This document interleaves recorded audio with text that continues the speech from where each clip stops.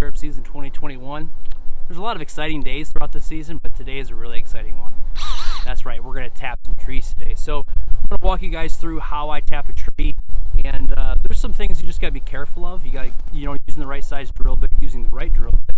Then also the location of where to drill, and I'll explain that to you guys here in a second. But it's kind of funny. So the Amazon guy actually just got stuck at my neighbor's house. So I was getting ready to start filming. I looked over and saw his tire spinning. So grabbed the shovel and dug them out. So remember, always do a good deed daily. Pay it forward as much as possible. So anyway, let's get right to it. Let me turn the camera on and show you guys how I'm going to tap these trees.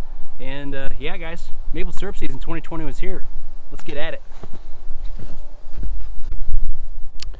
Alrighty, so first things first, you want to make sure you've got the proper size drill bit and you actually have the proper drill bit. Yes, there are drill bits that are specifically developed for the maple syrup industry. This one's a Leader 5/16 high-speed steel drill bit. You can see the point on there. This thing is really sharp. It's typically recommended to change out your drill bits. I think it's every 1,000 holes. I have to double check that number, but you want to make sure these drill bits are good and sharp. You want to make sure you get a nice clean cut, and having a good proper drill bit is really important. They are a little pricey, but hey, when it comes to making sure you've got a good clean hole, that is the most important thing. This process should not be rushed. Tapping a tree is something you should take the time, observe, and really just proceed with caution, because if you get your hole oblonged, or you chip the hole, or you break the membrane, you're going to be losing sap, which you don't want to do. So let me show you on the tree where I'm going to tap this specific tap. Okay, so you'll actually see this is where I tapped this tree last year. And what the tree actually does is when it heals, it creates this scar. Now this doesn't hurt the tree, but what this does is this creates what we call kind of like dead wood or stained wood. So what you want to avoid is you do not want to tap in this area. So this wood actually doesn't have sap flowing through it. Think of it like a dam. When you put like a river, you put a rock in the river, what's going to happen is the water is going to go around that. So typically you don't want to tap anywhere 6 inches, 3 to 6 inches, top or bottom, and 3 inches on the side. So what I'm going to do is I'm going to put this tap maybe up a little bit higher, but around the same location, because you can actually tap around this tree and then you can move up and down. So again, we want to avoid the stained wood, and I'll drill this hole and show you guys what the really good clean wood looks like. All right, and as with always filming in the country, guys, I apologize, it's super windy. So as you can see, I have identified a good location to put this tap. Nice, good, clean area, nice flat, area for the bark. So what you want to do is you want to make sure that you don't really drill above your head. You want to make sure you can get a good square look at it. You don't want the drill bit to go either side kind of crazy. You want to drill as straight, possibly with a little bit of upward or downward angle. There's still some talk about that, but I try to drill as straight and true as possible. And it's usually one fluid movement in and one fluid movement out. You don't typically need to drill too deep, because the sap only flows through the sap part of the wood, which is just below the bark. So let's give this a try and see what happens. There we go. One fluid movement in, one fluid movement out. You guys can see that nice, pretty, wood color. There's no stained wood in there, so that's a good, clean, tapped hole. Let me now show you what the hole looks like. So you can actually see the hole is nice and clean. It's not tore. There's no wood chips inside of there. So now what we're going to do is we're going to put the tap in the hole. And the best way to do that is with a soft mallet or a dead blow, which I have one right here. And here's a little tip and trick for you. I don't know if you can see the ribs on the end of the tap, but typically on these little bit smaller trees, I don't tap the tap past the second ring, because these are tapered and you can split that hole. And if you split the hole, it's actually going to leak. So as you can tell, there's no sap running. Still hasn't warmed up enough, but the trees are good and thawed enough to where this is safe to do this. So let's go ahead and put this tap in.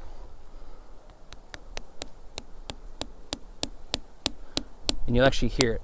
There you go. That's as deep as you want to go. You can actually see that I'm just past the second ring.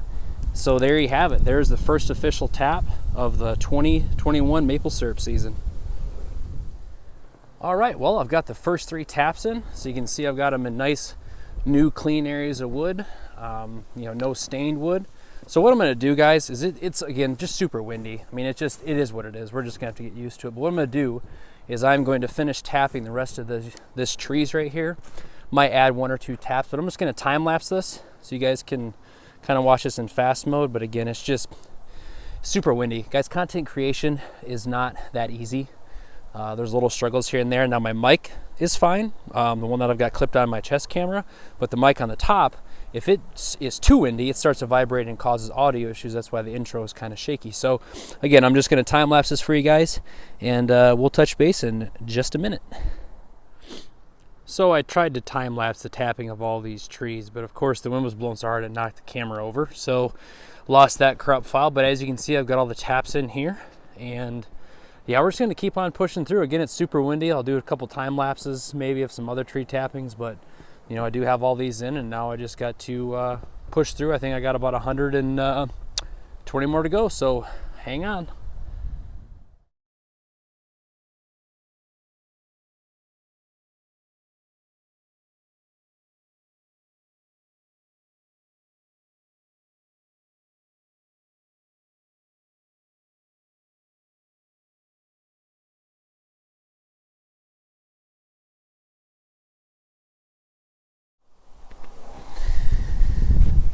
All right, everybody, so it is the next day. I apologize.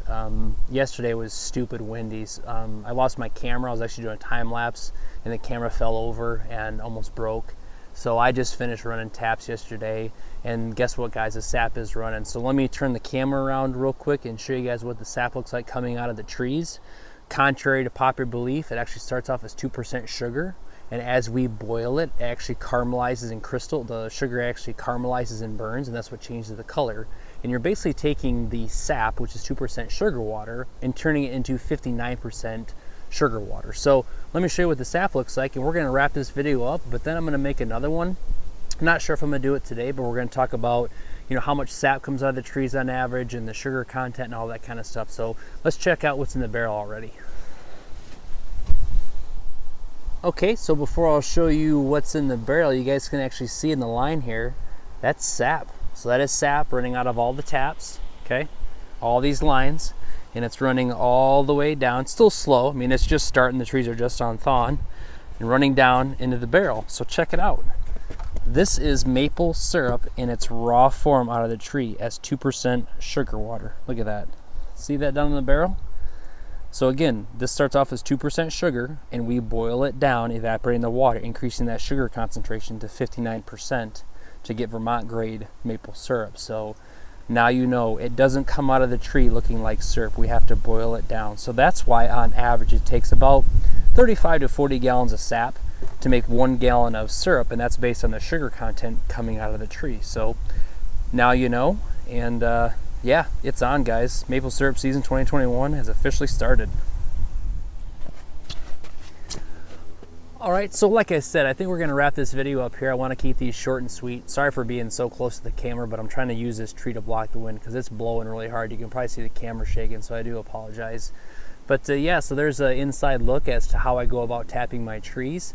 And stay tuned for more, folks. I've still got to get the evaporator or the pan back in the sugar shack. I've got to get the water or the collection barrel clean.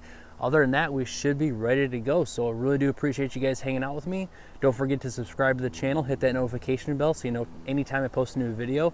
Don't forget to follow me on Instagram for daily updates. That's blue_J_maple_syrup. Again, thank you so much for the support. And remember, the easiest way to change your attitude is by showing gratitude. Thanks, and we'll catch you in the Sugar Shack next time.